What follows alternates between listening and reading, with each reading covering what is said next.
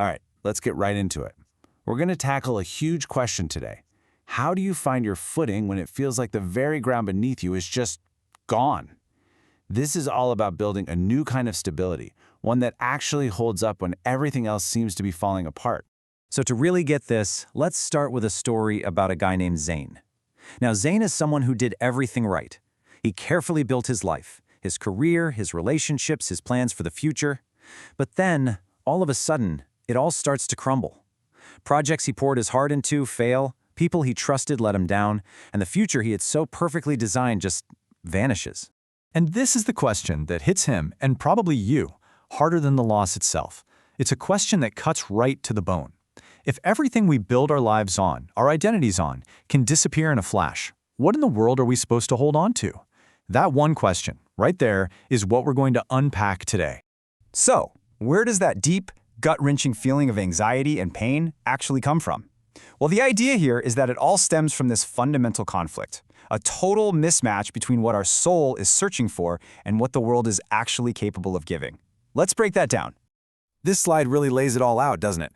On one side, you've got the soul. It's wired for eternity. It craves things that last, lasting love, real peace, solid security. But then you look at the other side, the world we live in, and it operates on a completely different system. It's temporary, it's unstable, and it is always changing.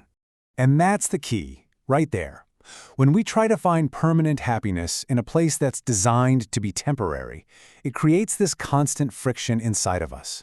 It's that nagging feeling that something's not quite right, that anxiety that just hums in the background, even when things are going well. You know, to really deal with pain, you first have to understand what it's made of. It's not just one thing. Hardship actually has like 3 different layers. And the real struggle, that's happening way below the surface. And this is such a perfect way to see it. First, you have the surface pain. That's the event itself, the breakup, the job loss, whatever it is. But right underneath that, you have the interpretive pain. That's the story we tell ourselves about it, you know? This has ruined my life. And then, at the very bottom, is the existential pain.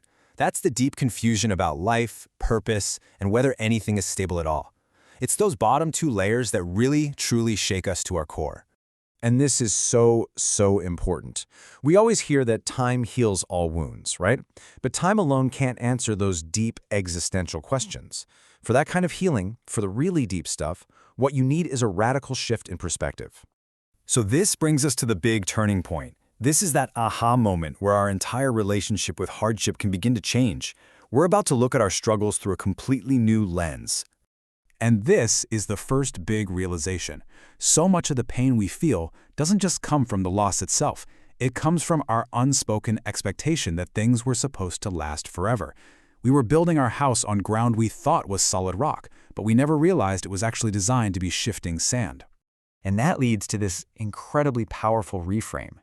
What if this life was never meant to be our final destination, our permanent home? What if it's more like a test, a journey, a training ground?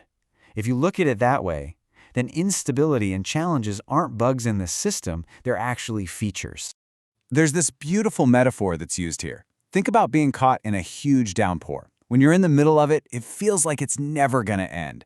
The sky is dark, you're soaked, but it always stops. It always does. And hardship is exactly the same.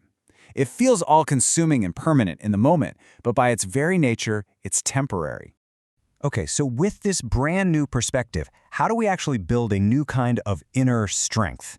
This next part boils it all down into 5 key lessons, 5 principles we can use to forge some real, lasting resilience.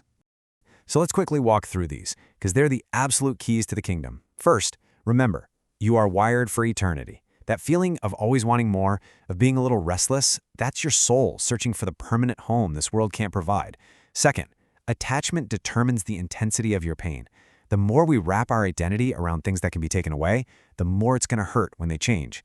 Third, this world operates on instability by design. We have to start seeing it as a moving walkway, not a fixed foundation. Fourth, temporary pain cannot destroy an eternal soul. A bad chapter doesn't ruin the whole book, especially when you know the book is eternal. And finally, number 5, and this is the big one, perspective is a form of strength. The ability to choose how you see your struggle is your greatest superpower.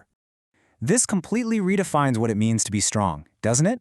It's not about just gritting your teeth and pushing through.